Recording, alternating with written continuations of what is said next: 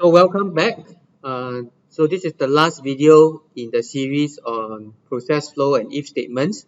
So in this section, we'll be putting everything we learned together and trying to solve a problem where we are trying to pretend that we are a money changer and we need to print out the currency depending on currency code. So if you are familiar with the different currency codes, SGD usually means Singapore dollars. If we see the currency code USD, we want to print United States dollars and so on. So if the code does not match any of the currencies in the table, then we print out unknown currency. So let's look at the flow chart. So we learned about that earlier. So at the start, we will check whether it's Singapore dollars. If it is, then have a print out Singapore dollars. If it is not, then check whether it's USD. If it is, then print United States dollars. If it is not, check whether it's euro. And finally, if again it is not, then we check whether it is Malaysian ringgit.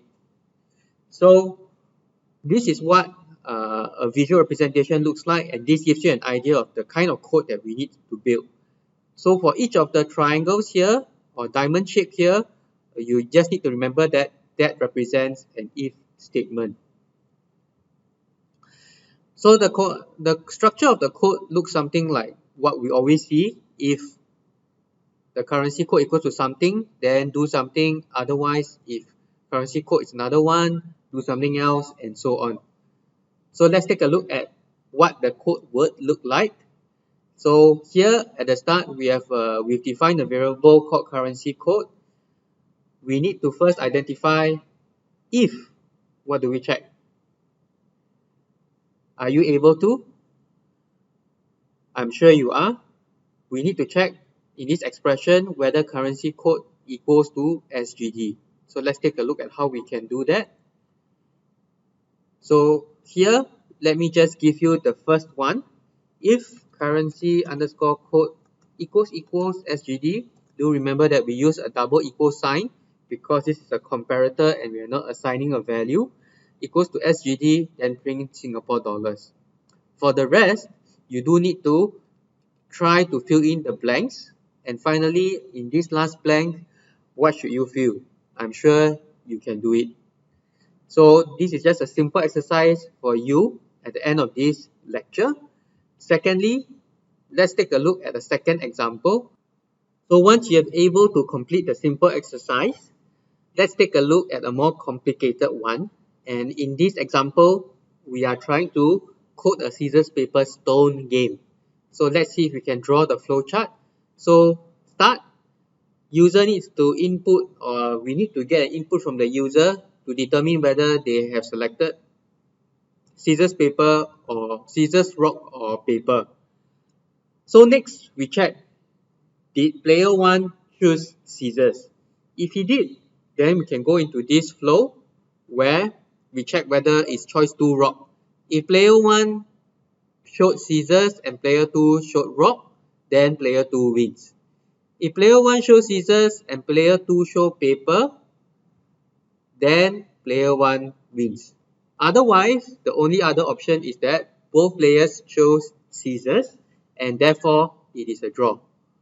So here we are just going to code for this section of the flow chart, primarily the scissors flow, if the player 1 chose scissors. So let's actually try to fill in the blanks for one track. Let's go to Jupyter Notebook. So here we need to get the player to decide or choose whether they want to choose scissors, paper, or stone. Similarly, get player 2 to do the same. And here, if choice 1 equals to 1. So according to the flow chart, we are checking whether choice 1 equals scissors. So you can enter that here. Else, and if player 1 chose scissors and player 2 chose rock, print player 2 wins. Otherwise, if player 1 chose scissors and player 2 chose here paper. So if player choice 2 equals paper, then print player 1 wins. Otherwise, print it's a draw. So this is a simple exercise for you to fill up these two blanks. I'm sure you are able to do it. in your tutorial, we will go through how to code for the rest of your program, or the rest of the scissors paper stone program. So that brings us to the end of this video lecture. We have covered not just if statements, but also process flows, else if statements, nested if statements, and we have gone through a few examples of how to actually put everything together. So as you can tell, the complexity is ramping up quickly, and we do encourage you to diligently complete all your assignments on time so that you can keep up with the pace. We do have enough exercises to make sure that you are familiar with the concepts that we are introducing. So thank you very much, and see you in the tutorial. Bye.